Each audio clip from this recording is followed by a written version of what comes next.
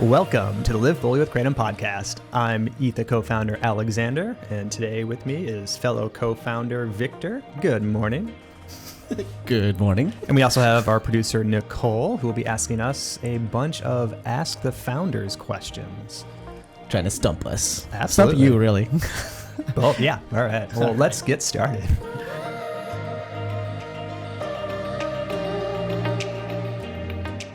Okay. Hey, this time I actually read through the questions and added some notes. So I think that's cheating. is that cheating? Yeah.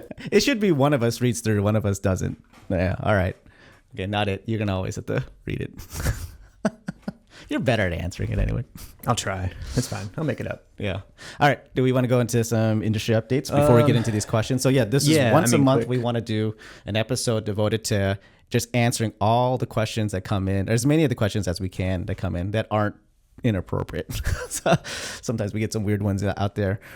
So we will get through those questions. There's a lot of them. But before that, we can do some industry updates. Industry update. Louisiana's a pretty big, important update, considering they're trying to criminalize Kratom, utilizing old information or ignoring actual research and information, just trying to ban Kratom, make it a scheduled substance, even though the DEA rejected that. The United Nations rejected making Kratom a scheduled substance. The World Health Organization rejected it. I mean, this is after months of review. And so it's unfortunate when we have states that are misinformed and not listening to actual researchers and scientists that have been studying Kratom for decades now. And so unfortunately now American Kratom Association is asking for anyone and everyone to call the governor of Louisiana so we can hopefully get a veto and instead replace it with a Kratom Consumer Protection Act. Which is common sense regulation for the industry. That's what we want. I mean, not only that, just an outright ban. Yes, and bans don't actually do what we want them to do. We've seen prohibition has never worked in the favor of protecting the benefit of the public, and so it's foolish to think that banning Kratom in Louisiana will do anything but cause more harm. So hopefully we can get enough people call the governor, and hopefully he'll have a little more sense to replace it with the Kratom Consumer Protection Act. Yeah, I can't believe we're down to a governor's veto. That's insanity. Yep. Yeah, so Governor Jeff Landry, if you're listening to this, I hope you are. Please, please, please, please veto the bill. It makes no sense. All right. And it's not like we don't have an alternative option. Yeah, we know for sure. Yeah. Okay. On the good side though, Texas. So it worked. I mean, having Kratom consumers, having constituents, having the public call representatives, it works. It actually works. So yeah, hopefully people get that message and we can get the word out in Louisiana, because Texas, it worked well, right? Yeah. So a similar ban was proposed in Texas, and we were all obviously very concerned. And you guys all called in and did your part. We did our part, and now it's dead in the water. Good. So no ban. Woo. Okay. All right. I did want to talk about maybe next time. That's good enough for now. We had some other updates I want to talk about. Maybe when you get back from your trip to Czech Republic at the symposium, the Kratom Symposium, we'll have some really great updates. I know we've been really focused on regulation and legislation, but it's critical. These are outright full bans in states that will set horrible precedents. So we just need to talk about it. So I'm sorry, it feels like the last 2 months that's all we've been talking about, but it's a hot topic. It's been a weird uptick in a lot of misinformation and bans coming from local municipalities. So it's unfortunate, but it's kind of it's what we deal with in Kratom, and trying to keep educating, keep promoting the science, the research. So it's like, we were like 2016 or something, 2017. I get it. 10 years ago. I know. Like 10 years ago, I'd be fine with it. But there's so much research that has happened, and so many more people that have used Kratom. Yeah, I understand. Yeah, right. It's like I understand not understanding or knowing, because yes, back in 10 years ago, it was very unknown. And it was kind of like you had to really search for Kratom to find the information, to look for the research and dig for it. Now it's been out in the public for so long. It's been a pretty hot topic. It's been out there. And so now you kind of have to willfully try to ignore science to try to claim these positions, which is what's happening. And people are actively, Rick Perry in Texas knew that kratom was a benefit, but there was kind of a little bit of confusion and kind of some of this potential infighting in the industry, some of the 708 issues that some people are taking advantage of. And so instead of the legislators doing the hard work, it was, well, let's just ban everything because I don't want to figure it out. Like legislators need to do their job. Like it's hard. Governing people is very, very hard, but you can't just give up and try to ban something because it's an easy way out. Yeah. Like it's not acceptable. You signed up for this. Yeah. This is what you're supposed to do. Yes. This is what you're supposed to do. It's supposed to look at this information. I don't have the time. Make the hard choices. But that's why you're representing my interests. Like, So I think we have to keep holding legislators accountable to what they're supposed to be doing. Yeah, so we have to do our part to let them know what is important to us and our position, and that's what we're asking all you guys to do. Even if you're not from Louisiana, please call in. We'll send links. We'll put links. We always do if you're part of our subscription in our newsletter. We've been featuring it pretty regularly on every email that goes out. Links to the American Kratom Association. Links directly to where you can get contacts for your representatives to reach out directly. I think this time we have a link to the governor's office. Good. So you can let Governor Jeff Landry. Phone calls are coming. Yeah, phone calls are coming. Get ready. Yeah, let's go. Okay. All right. On to some questions. Questions. And if we have time at the end, we'll do a health talk, non-kratom. Okay. Where do we begin? Do we want to start with the box ones or the red ones?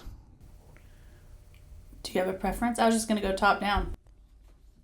Have you read through them all? Nope. No? Oh, so roles are reversed. Okay. So let's just start from the top. So in no particular order. First question. If kratom were illegal tomorrow, what would we do as a company? Oh, okay. Why don't you, since we're just doing that and Alex didn't add notes, let's just scroll to my answers. At least I'll have my notes. I could cheat a little bit. You want to go at it? So I said, for me, it was if it was illegal. So first I was thinking about the company. Mm-hmm. So there's no more kratom. Then I would say we would pivot to a different botanical because we do already sell products with different botanicals, non-kratom. So we sell a kava mints that we love. We do Tonkat Ali, our revitalized tablets and powders, and those are amazing too. So, maybe we do some pivoting to similar botanicals that we already make, or we add and introduce some new botanicals. Then I went into my own personal, I would start freaking out. I'm like, oh no, where do I rely on kratom to survive and thrive. Mm-hmm. And so I would stockpile. Yeah. If it was illegal in the United States. Yeah, I guess. Is that the question? Because it's there's so many coffee, right? Yeah. Because I don't know. I'd probably move, because what's the, there would be, I think, more significant changes than just, I don't know, moving on to another botanical. That's kind of maybe, but probably not. It's not, there's not tough. Enough for me to be excited about. Kava's been around for a while. Tonkat is great, but it's not, there's a reason kratom is a lifesaver, literally for me personally, right? For us. So it's there's a reason we started a kratom company. Yeah. It's not just there's not a simple replacement. I've tried a lot of other things. It's not there. So it's, we still try things, even though we take kratom, it doesn't mean that we aren't exploring other botanicals. Yeah. Which is the same reason that I take time to go to Washington, D.C., take time to go to a municipality a few hours away, or drive to Czech Republic and give testimony. Yeah, because it's not, there's no, we don't gain money from it. There's not a benefit other than using my time. Just cost. There's a reason that we protect it so vigorously, and there's a reason that people are so passionate about kratom, is because it's not a simple replacement. There's not anything else like it that can be replaced. So there'd be a lot of changes. Stockpiling kratom, that's probably what a lot of people would do. If kratom was made illegal, millions of people would stockpile and probably keep a personal supply somewhere, because that's what happens. There's not, it's not just a simple, no big deal, I'll just replace it with something else. I want to go back to a life of chronic pain. Yeah, sure, that's fine. No. Yeah, remember, didn't we do the math of this early on? How much would it take for a life? What is a lifetime supply or like 30 years or whatever we used? So doing math, it wasn't that much actually. No, We were it'd be like a half a pallet, like 500 kilograms or something reasonable. Like, okay, well, I could store that somewhere. throw it in my garage. It's fine. Yeah. Yeah, so it's very doable. Yeah, I put this one. I thought this one might be for you. Focus energy on other businesses because you have 100%. other businesses absolutely. that require your attention. Yeah. So I was thinking, there's HyperOps a would get Alexander. There's a lot of there's a lot of time, a lot of value to add to the world, a lot of challenges to take on, and so if there's that level of roadblock, then like I said, maybe move somewhere else where it's not an issue. I could still get what I needed personally, but then maybe focus on a different business. Yeah. So thankfully, if people contact Louisiana, we don't have to worry about this. Okay. Next one. Does Kratom have enough scientific backing to prove that it works? Yeah, the answer is yeah. I've seen a lot more research on Kratom than most other pharmaceuticals. Compared to other natural medicines. I know I went through CBD and THC because it's supposed to be good for pain. And the research I see on CBD is an example, something like 30% of respondents get relief from pain, where Kratom, there's something like 95+% of people respond getting relief from pain. So there's a much bigger signal in what I see from the data that, Kratom actually works. And it's like, and that's kind of what I go based on now is, okay, when I see reports or even clinical research of, this increased, sleep. I was looking at some peptide research and it was like, this increased like people's survey response, increase of 4% of better quality of sleep, or like a 14% like found they were rested better. I was like, that's almost nothing. Like I want to see 90+% like what I see with Kratom. So like when I see Kratom, it works for me when I've done like personal experimentation. Then I see the research of 90+% of people report the same benefits. And then it correlates to here's the animal studies that also correlate to 90+% of there's that kind of level of confidence is that works. When I see little increases of a 30% increase over baseline, it's like, well, then when you look at the data, it's there's maybe 10% of people found that it was helpful, and then there was 13% of people found that it was helpful with this other product, and that's now a 30% increase. It's like, well, not really. It was a 3% increase of the population overall. Yes, it was a 30% increase in the ones that saw a benefit, but that's kind of massaging the data to make it look more. Several different cohorts, and usually excluding folks that are dissenters and they come up with a reason to exclude them. And when you get into the details, it's like Or there's a lot of research on medical, say therapies, or it's like, this one showed that it worked, and then this one showed that it was kind of inconclusive, and this one showed that this other one showed it worked too, and you kind of get these mixed signals. With Kratom, all the research is showing, I don't know, this works. It's just like, to what degree, and what way, is it safe, at what dose? Those are the kind of questions we're trying to answer now. Or it's like, not whether or not it works. No, it works. Okay, or it's trying to figure out, hey, this works with Kratom as like a Kratom freeze-dried tea, like all the alkaloids, this works.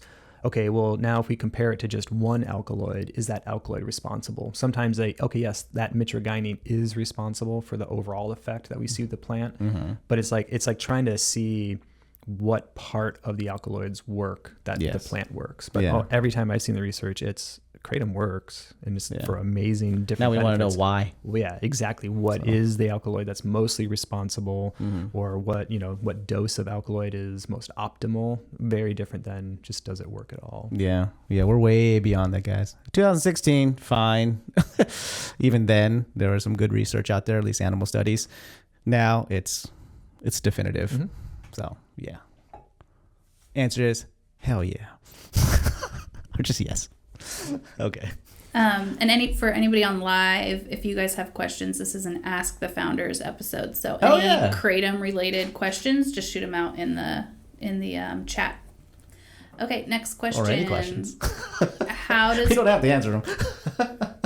How does Kratom affect gut health and digestion? Oh yeah, this one comes up often. I just wanted to share my own personal, own personal thoughts on it. I have a pretty sensitive gut. Whenever I take I think a lot of people experience this when I take vitamins on an empty stomach. I get messed up but I get not only just cramps and stomach aches, I'm out for a bit. Like it's like an hour or two where I just don't want to do anything. It's like a general multivitamin. Just yeah, a basic those are pretty aggressive. Harsh. Yeah. I would say probably because they're just inexpensive ingredients normally. Like a simple multivitamin has a lot of minerals. I'm not using the cheap stuff. It doesn't matter. I don't. I am. No, I mean, I think I'm using the CVS generic brand. All right, fine. I will. But I mean that's the hard part about vitamins in general is that yes, your body needs micronutrients, vitamins, minerals, but it's hard to get quality ingredients or what is exactly needed. How do you know if it's quality? Right? I can't even. It's hard. It's really hard. I'm hoping. If I pay twice as much, it's got to be twice as good, right? And that's kind of knows? I mean that is the maybe not. shortcut, right? That's the general shortcut that we have to try to make as humans. Is if it costs more, it must be better. That's kind of like a quick judgment call, but sometimes it's true, sometimes it's not. It's hard to know. It's really hard to know. Yeah, so I bring it up because even like 2 weeks ago, we tried molecular hydrogen tabs to put into water. Yeah, you said that upset your stomach. It's a pretty benign element, and somehow But I wonder if it is that mineral, because like that hydrogen tablet does seem to have some kind of metallic taste to it. There's something, however it's releasing the hydrogen is definitely like some kind of metal or mineral, something that's very noticeable. So I wonder if that's the similar effect in the multivitamins that you're getting. I didn't like it. But when it comes to Kratom. So you have a super sensitive stomach and vitamins kind of upset you, but Kratom, that's not the case. So I take Kratom on empty stomach all the time. Food, no food, different doses, different formats, different strains, different alkaloid profiles.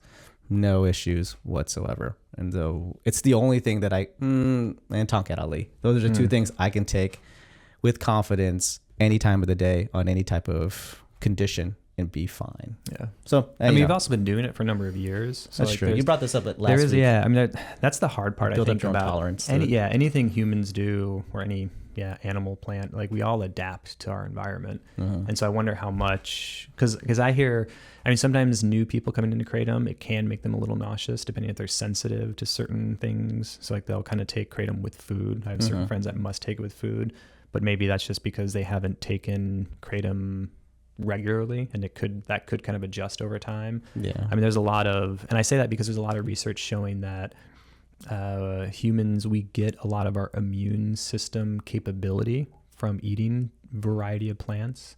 So I know this was like a long time ago, even like I think plants produce essentially compounds to help fight off naturally for them in like insects that would eat them or other kind of fungal and like other kind of pathogens that would attack the plant. The plant produces natural lecithins or antibodies in its own sense to kind of help survive. And humans, once we eat that plant, then we kind of have that molecule now available for our own immune system to help fight off virus or other infections. So I wonder if that's just kind of being adapted to it. And then, because I know since I've been taking Kratom, it seems like I'm a lot less sick, a lot less frequently throughout the years compared to what I used to.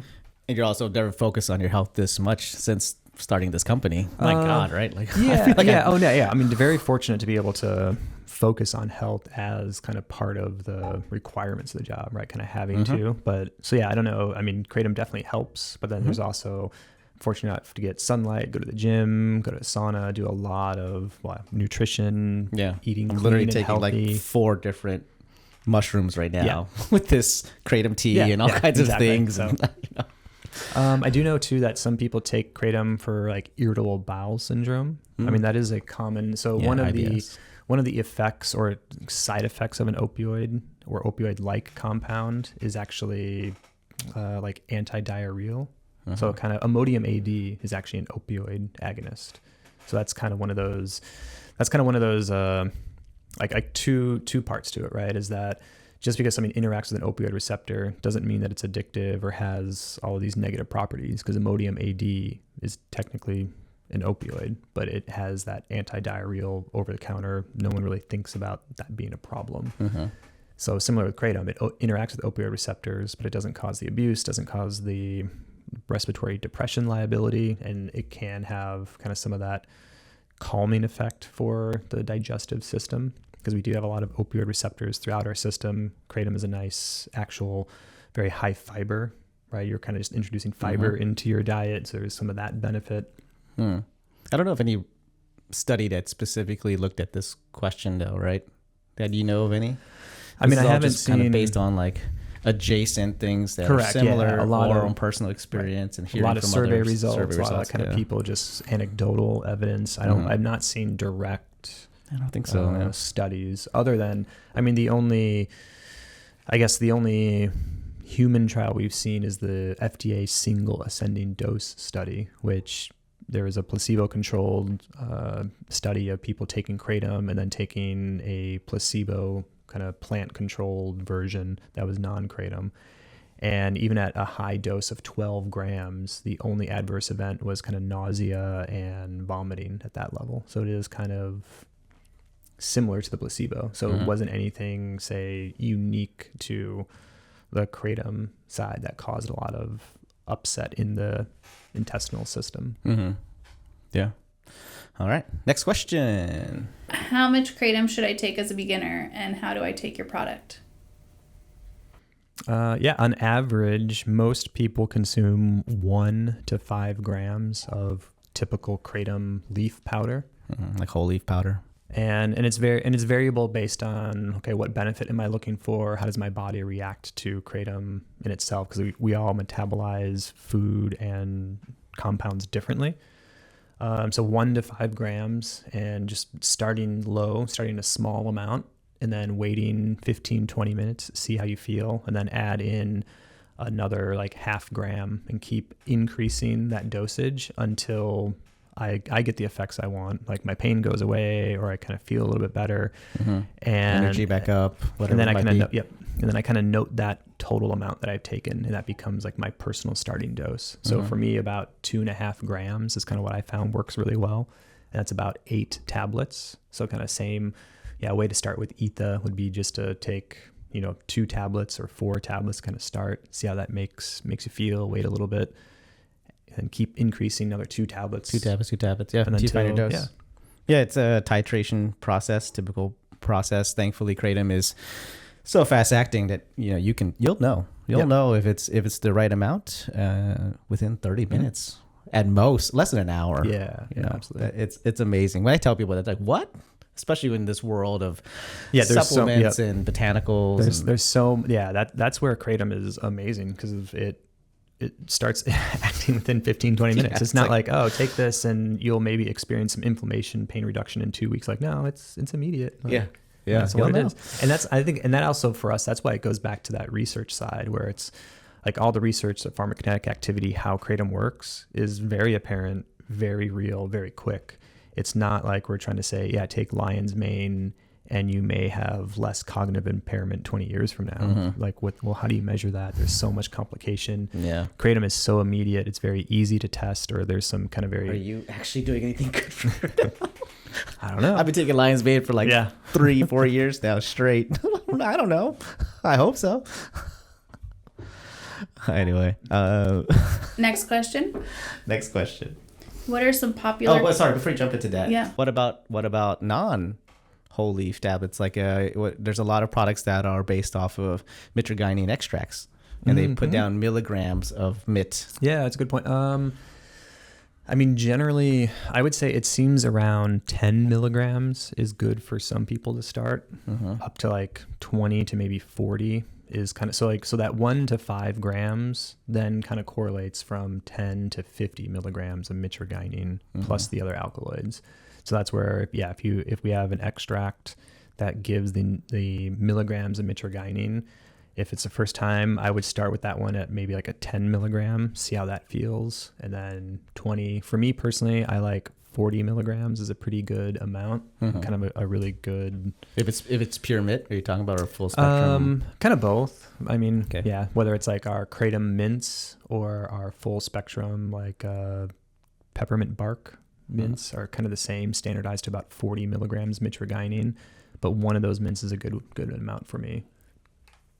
Yeah, same here. I like just doing one kratom mint, especially when I'm about to go out or something. Oh man, especially on a long drive. I'll tell you, if I have to do a long drive, if I'm tired, I countless times where I've been saved thanks to our mints. or something like it, like or hazelnut smoothie shot. Yep. I'll take half a bottle of that. And then I'm just going, and I'm singing. The whole family's annoyed. I don't care because I'm driving, and it's great. I mean, it's not like, because caffeine only works once in the morning, right? It kind of just like interacts with the adenosine receptors, stops your body from kind of interacting, kind of producing that slowdown, which is kind of just delays the reaction. Yeah, so once the caffeine, once the caffeine is metabolized, then that adenosine gets flooded, and then you get like a crash. Where Kratom, even if I'm in that crashed zone, already super tired, I take a little bit of our Kratom mints or some of our elixir, and then it's just like, oh, I get that energy boost. I get focused. Wild, I can do anything. It doesn't matter. And I've done this when, I mean, like traveling, like some of the long travel, like trying to go to Thailand where it takes like 72 hours. You're kind of just going from one airport to the next and flying all the way, literally halfway around the world.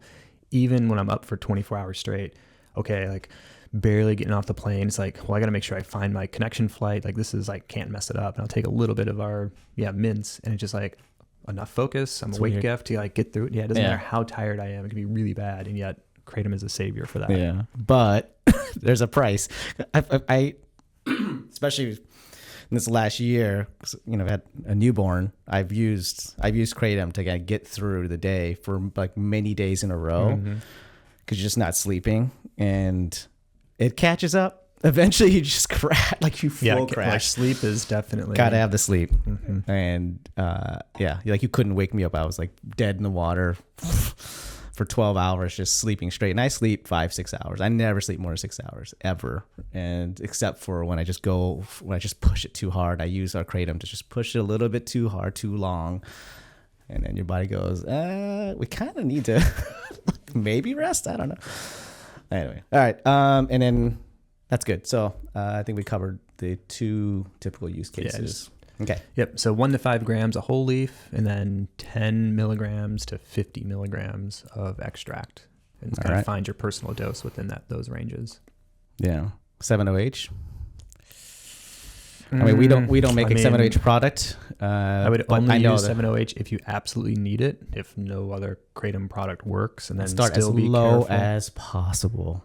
Just as low as possible. I'm seeing those numbers go astronomically high. I mean, and that's the problem with 7-OH is that tolerance builds up very quickly for people. And then, I mean, so even when I take extract, just Kratom extract, I like to add in whole leaf or then switch back to whole leaf and kind of taper down to kind of reset some of that tolerance. 7-OH is a very fast tolerance. Within like the next day, it starts to stack up. So I like to add in mitragynine, just natural Kratom alkaloids, or I like to add in whole leaf with 7-OH as well. But definitely, do you do it at the same time, or do you just like? Sometimes the same time. Sometimes just the Kratom leaf in the morning at first, and then later on. Then if I need the 7-OH, then I'll add that in kind of partially way through the day. But 7-OH is definitely, I mean, 7.5 milligrams is super strong for me. So when I start seeing like 15, 20, 30 milligrams that people are coming out with, like, I don't know why. My first reaction would be, well, I don't think that's actually full 7-OH. Yeah, we know it isn't.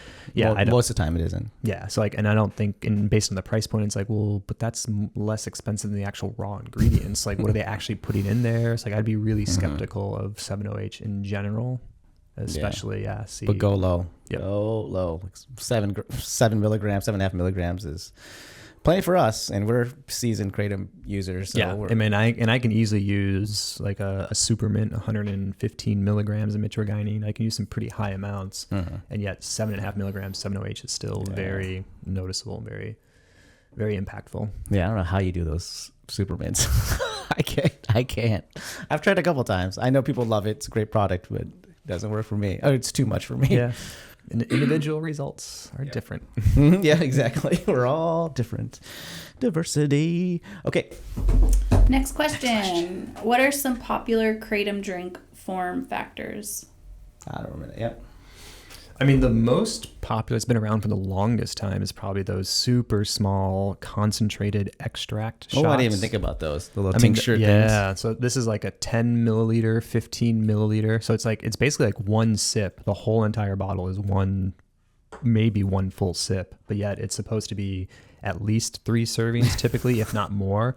I mean, so some of the small 15 milliliter shots that we've had at Etha, it's about 125 milligrams for the bottle. And so I would take that in probably more like 5 doses or more, like a small, tiny little sip. I found that much more effective. Yeah. Yeah. I think of like the little like coffee stir straws, like having to do that. That'd be fun, yeah. It's like, delicious. I remember when we were first introduced to these years ago, and just going like, okay.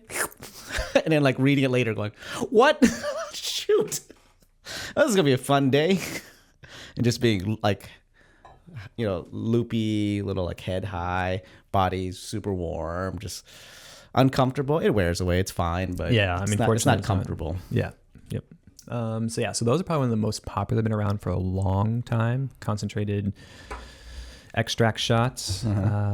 There's a lot of these guys, kava and kratom mixtures out there. Yeah, like something like that.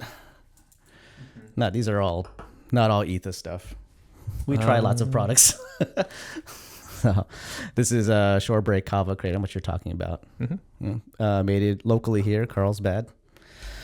Yeah, that's a pretty popular one. Elixir, these shots are also very popular. Smoothie shots, which are more of a full spectrum extract. So unlike the very small concentrated extract shots that are mostly a mitragynine kind of forward extract or a purified mitragynine, our chocolate hazelnut shots are much more in a full spectrum alkaloid extract. And for me, that kind of gives me a much better balance of some energy, a really nice mood boost. It's a little bit more muscle tension easement and kind of pain reduction with our elixir shots versus the kind of purified mitragynine extracts give me more just like an energy boost. Yeah, like a big mood boost for me for these things. Yeah. So those are probably the most common. We also do have, I've also seen a lot of extract single serving, I guess, beverages out there. So it's a lot of like carbonated canned beverages that use a kratom extract and then some flavors and water. Those are, I've never found ones that I really like that much because it's like a full can serving. I'll drink it and I kind of feel maybe some kratom effect, but only if I take, say, like 2 servings of those or sometimes 3, then it's like, oh yeah, okay, this feels a little bit more like kratom. However, I really like our Etha Refresh, which is a natural, full, just brewed kratom. So we use the leaf material, rebrew it with water, a little bit of natural sweeteners, and then just some citric acid, kind of give it a nice, lemony flavor, some lemon, some dried lemon. Yeah. And so it's a very natural, holistic, kind of traditional way of consuming kratom. And for me, it's a small amount. We use, from our testing, it's about 23 to 35 milligrams of mitragynine in that full refresh bottle, which is kind of equates to 2 grams of kratom, and yet it's a very nice effect. Very like clean, very pure, very noticeable but also subtle. So like, oh yeah, like I just feel better from like half a bottle to a full bottle, and yet it's a great experience for me. No, but at least not that I know of. I don't know if you've seen it. I haven't seen anyone else doing this where they're brewing actual kratom to make a beverage. Everything is extract based. Everything is most likely just a mitragynine extract. Yeah, that's what sometimes it it's full spectrum ish. Yeah, but there's nothing like. So I take our refresh, or I'll just brew kratom leaves because we have it. So I'm spoiled to be able to make fresh kratom whenever I want. At home, I actually use fresh leaves on the weekend. I pick leaves from our kratom trees and make a cup. Totally different flavor profile. I don't know. I like it too. It's all good. Yeah. So those are the popular ones. Sorry, I don't have a refresh to show. It's somewhere around here. I actually think we're sold out. It's so popular. We're always it's hard for us to keep it in stock. So apologies if you go on our website and try to look up refresh, it might be sold out. We'll get it back. Don't worry. Yeah, we're working hard on that side. Work on it. Okay, we probably have time for one more question. Okay. Last question: which fictional character should use kratom? This was a fun one. I like this one. Because I just had fun. Like, all these are so serious. It's like, what's your dose? And with all this. And it's just like, finally a fun one. So I had a couple. I'll give you some time to think which fictional character. So I picked 3. So one was from Winnie the Pooh, Eeyore. Because he's always so sad. Yeah, But a little bit of Kratom, he'd just be like, yeah, well, what's up, Pooh? How you doing? But then you lose your character, like, right? Like, I don't like. That's why still it's be like, down a little. I mean, if you want your character, you want your character 100%. Fine. Okay, all right. Okay. No, I mean, totally. Like, it'd be great. Right? Fine. I mean, Sorry, Eeyore, you get no Kratom. All right, my second one is, I don't even know if you remember this. I was such a huge fan of the show, except for I didn't watch the last season, but House, remember that? The medical show, Dr. Gregory House. And if you remember, his whole thing was he had an injury, that leg injury, and he's super cranky all the time because he's in chronic pain. Yeah. And one of the pivotal things about the show was that he got addicted horribly to opioids, to Vicodin, and I think some other ones as well too. Yeah. And he was just constantly battling his addiction, and it was getting in the way of his, the miraculous work he was doing to help and heal people and stuff. So I thought, Kratom. No, but again, 100%. It goes back to he won't be so cranky in the show. And then, like, I know, right? Like, right? So yeah, so you're gonna like lose all the fun. Like, oh well, now he's just like a nice doctor helping people. Yeah, I want to be an asshole. That's what I want. All right, and then my last one, because I always make Lord of the Rings references. Frodo Baggins, when he was carrying the ring, remember? It just was like, it's just like burning into his soul, and he's just like, the whole time. Kratom. He would have got through that journey. He wouldn't even need Sam anymore. That guy was so annoying. Like, he would just go. I don't know. See, like, I mean, if I'm looking at like characters, I would rather see like the Hulk or like Bane, like just amped up on Kratom. Like, okay, what can they do now with like even more, right? It's like zero pain. So you have like Bane like cranking up whatever that like plant-based toxin was that like turned him into that super creature. Oh yeah. Okay, now if you put Kratom on top of that, now what was that? I don't know. They made up something. It was something that Poison Ivy I thought controlled, right? That she made some kind of like juice, or like at least that's what it was in some of the cartoon versions. Yeah. By the way, I mean, if you're not into comics, the reason why it's because within comics themselves, there's never consistency in stories. There's like 20 Batman origin stories and like 50 Spider-Man variants and stuff. So it's like, who knows? There's probably a version where it's just pure like testosterone. He's just pumping it through. Who knows? So I would like to see that. I like to see Bane, who is kind of this creature that can basically turn a dial and get juiced up with some of this like plant venom that turns him into like this super creature. Yeah. So like, okay, if you add Kratom into that, would he become like even more less evil? I don't know. Yeah, would he be like less evil and more like being able to help? Because he is kind of like a normal person that kind of gets amped up on this and kind of gets controlled by Poison Ivy and some of the cartoons. I don't know, the Hulk is kind of the same way. Would like the Hulk kind of like just like chill him out just enough that he become like super nice and you don't become want like to see me peeved. Yeah, he'd not be like angry. He'd be more of like the Avenger Hulk and helping out versus less of like the angry, just smart mean. Hulk. Yeah. It'd be kind of fun to see like those characters and what they would do. Would he be more green? Green? Anyway. That would be interesting. That's a good one. Any more? This is a great question, by the way. I don't know. More of these kind of questions, please, guys. Not to be so serious all the time. All right. That good? I think that's it, yeah. Okay. All right. Well, if you guys found this insightful at all, please support the show by shopping at ethannaturals.com for all your Kratom needs. We also have Kava and Tomcat, as we mentioned before. Please submit questions anywhere you can find us on social media, live whenever we're live on YouTube, or on our YouTube channel as well, too. Or send it to podcast@ethannaturals.com. Like I said, we do track them all, and then we have this long list. I probably got through not even half today. There's bunch of questions, but we really do appreciate it. It makes it lots of fun and a lot easier for us to do this podcast. All right, guys, we'll leave it there. And by the way, we always have a discount tied to the show, so go in the description. You'll see it there. And hope you enjoyed yourself. Until next time, I'm Victor. I'm Alexander. And I'm Nicole. And as always, live fully.